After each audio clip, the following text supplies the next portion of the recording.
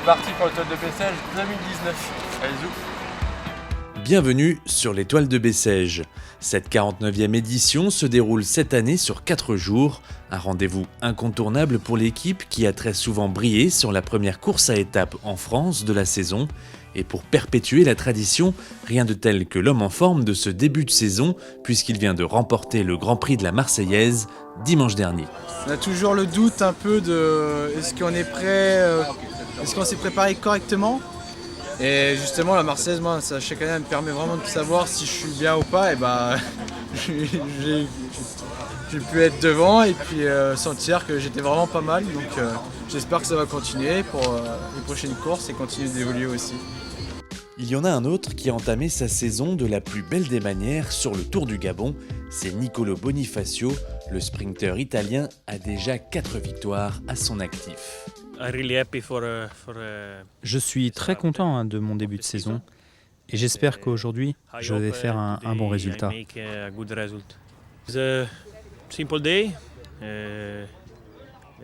C'est un jour plutôt simple. Le parcours est plat, donc j'espère que l'arrivée se jouera groupée. Le soleil n'est pas aussi chaud qu'à Libreville, mais sur les routes du Gard, les 7 jaunes et noirs veulent briller tout autant. À raison, car l'étoile a toujours souri à l'équipe de Jean René. C'est vrai que l'équipe a souvent marché à l'étoile de Bessèges.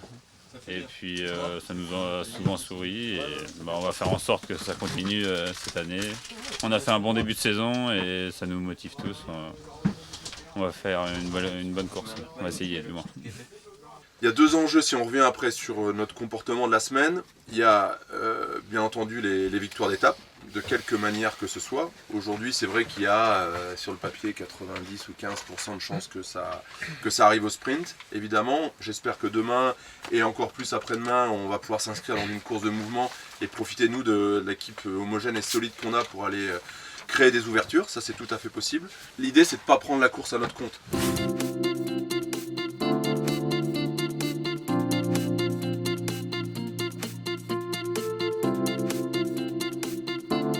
Les 145 km de plat séparant Bellegarde de Beaucaire ne réservent pas beaucoup de surprises. L'arrivée se joue au sprint et à ce jeu-là, c'est Brian Coquard qui l'emporte haut la main. Nicolo Bonifacio s'est fait enfermer à quelques centaines de mètres de l'arrivée. Il termine 11e. Confusion, hein? Ouais, grande confusion. C'est une arrivée, c'est pas facile, je pense. Hein. Zou? Faut pas prendre de risques, hein. Attention. Trop de risques, hein, aujourd'hui. Ouais. Les coureurs, c'est des fous. C'est des fous ici. On l'avait dit, il n'y a pas de chute. Si le résultat n'est pas là, cette première étape est malgré tout prometteuse pour la suite.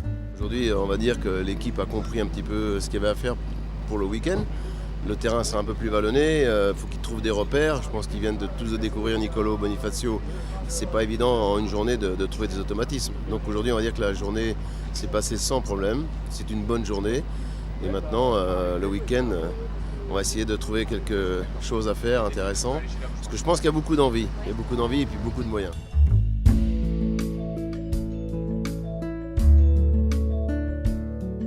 Demain, le parcours de 158 km est un peu plus vallonné, de quoi laisser place à un peu plus de surprises.